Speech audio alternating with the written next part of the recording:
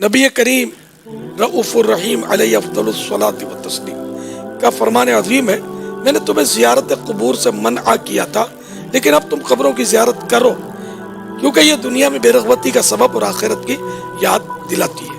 قبور مسلمین کی زیارت سنت اور مزارت اولیاء کرام و شہداء عظام رحمہم اللہ السلام کی حاضری سعادت بر سعادت اور انہیں ایصال ثواب مندوب یعنی پسندیدہ اور ثواب۔ ولی اللہ کے مزار شریف یا کسی بھی مسلمان کی قبر کی زیارت کو جانا چاہے تو مستحب یہ ہے کہ پہلے اپنے مکان پر غیر مکروہ وقت میں 2 رکعت نفل پڑھے۔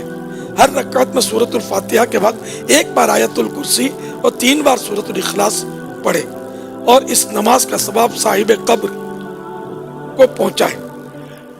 اللہ پاک اس فوت شدہ بندے کی قبر میں نور پیدا کرے گا اور اس ثواب پہنچانے والے شخص کو بہت زیادہ ثواب عطا فرمائے گا۔ مزار شریف یا قبر کی زیارت کے لیے جاتے ہوئے راستے میں فضول باتوں میں مشغول نہ ہوں، قبر کو بوسہ نہ دیں، نہ قبر پر ہاتھ لگائیں، بلکہ قبر سے کچھ فاصلے پر کھڑے ہو جائیں۔ قبر کو سجدہ تعظیمی کرنا حرام ہے، اور اگر عبادت کی نیت ہو تو کفر ہے۔ قبرستان میں اس عام راستے سے جائے جہاں ماضی میں کبھی بھی مسلمانوں کی قبریں نہ تھیں۔ جو راستہ نیا بنا ہوا ہو اس پر نہ چلے۔ رد المحتار میں ہے، قبرستان میں قبریں پاٹ کر جو نیا راستہ نکالا گیا ہو اس پر چلنا حرام ہے، بلکہ نئے راستے کا صرف گمان یعنی شبہ ہو تب بھی اس پر چلنا ناجائز و گناہ ہے۔ کئی مزارات اولیاء پر دیکھا گیا ہے کہ زائرین کی سہولت کی خاطر مسلمانوں کی قبریں مسمار یعنی توڑ پھوڑ کر کے فرش بنا دیا جاتا ہے۔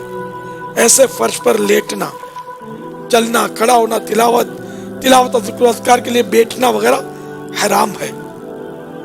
دور ہی سے فاتحہ پڑھ لیجیے۔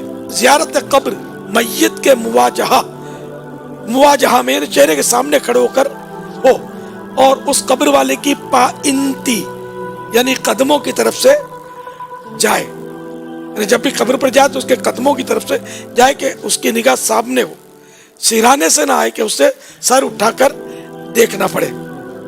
قبرستان میں اس طرح کھڑے ہو کہ قبلے کی طرف پیٹھ اور قبر والوں کے چہروں کی طرف منہ ہو۔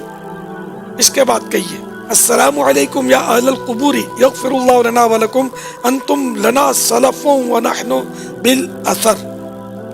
ترجمہ: اے قبر والو، تم پر سلام ہو، اللہ پاک ہماری اور تمہاری مغفرت فرمائے، تم ہم سے پہلے آ کر ہم تمہارے بعد آنے والے ہیں۔ جو قبرستان میں داخل ہو کر یہ کہے اللہم رب الاجساد البالیت والعظام النخرۃ التی خرجت من الدنیا وہی بک مؤمنۃ ادخل علیہا روحا من عندک وسلاما منی، یعنی اے اللہ، اے گل جانے والے جسموں اور بوسیدہ مطلب پرانی ہڈیوں کے رب، جو دنیا سے ایمان کی حالت میں رخصت ہوئے، تو ان پر اپنی رحمت اور میرا سلام پہنچا دے۔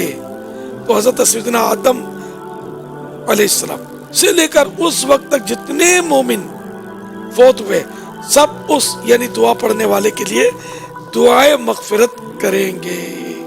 شفیع مجرمان صلی اللہ تعالی علیہ وآلہ وسلم کا فرمان شفاعت نشان ہے، جو شخص قبرستان میں داخل ہوا پھر اس نے سورۃ الفاتحہ، سورۃ الاخلاص اور سورۃ التکاثر پڑھی، پھر یہ دعا مانگی، یا اللہ، میں نے جو کچھ قرآن پڑھا اس کا ثواب اس قبرستان کے مومن مردوں اور مومن عورتوں کو پہنچا، تو وہ تمام مومن قیامت کے روز اس یعنی ایصال ثواب کرنے والے کے سفارشی ہوں گے۔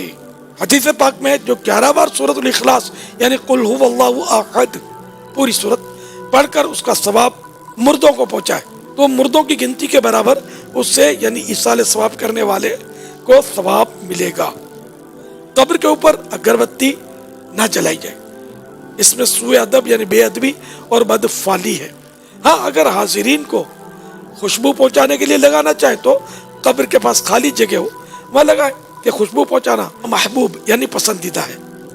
اعلیٰ حضرت رحمت اللہ تعالی علیہ ایک اور جگہ فرماتے ہیں، صحیح مسلم شریف میں حضرت عمرو بن عاص رضی اللہ تعالی عنہ سے مروی، انہوں نے دم مرگ یعنی بوقت وفات اپنے فرزند سے فرمایا جب میں مر جاؤں تو میرے ساتھ نہ کوئی نوحہ کرنے والی جائے نہ آگ جائے. قبر پر چراغ یا موم بتی وغیرہ نہ رکھے کہ یہ آگ ہے. ہاں رات میں راہ چلنے والوں کے لیے روشنی مقصود ہو تو قبر کی ایک جانب خالی زمین پر موم بتی یا چراغ رکھ سکتے ہیں.